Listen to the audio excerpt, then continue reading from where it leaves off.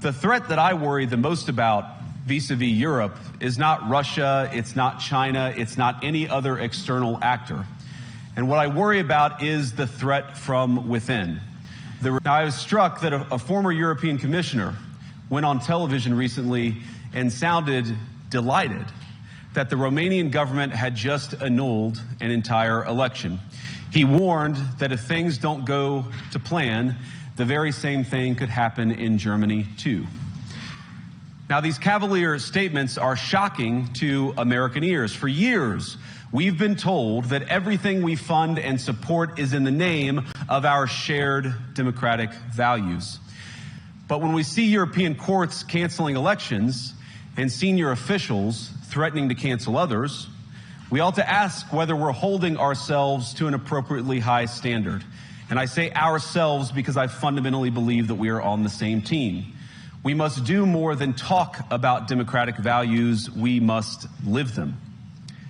Now, within living memory of many of you in this room, the Cold War positioned defenders of democracy against much more tyrannical forces on this continent.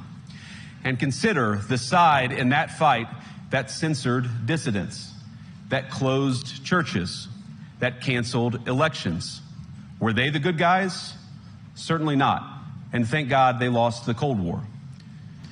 I look to Brussels, where EU commissars warn citizens that they intend to shut down social media during times of civil unrest the moment they spot what they've judged to be, quote, hateful content. And across Europe, free speech, I fear, is in retreat. Now, we're at the point, of course, that the situation has gotten so bad that this December, Romania straight up canceled the results of a presidential election based on the flimsy suspicions of an intelligence agency and enormous pressure from its continental neighbors. Now, as I understand it, the argument was that Russian disinformation had infected the Romanian elections.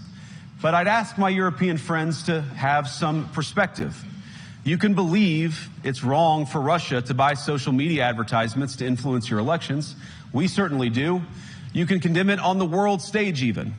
But if your democracy can be destroyed with a few $100,000 of digital advertising from a foreign country, then it wasn't very strong to begin with. The good news is that I happen to think your democracies are substantially less brittle than many people apparently fear. And I really do believe that allowing our citizens to speak their mind will make them stronger still.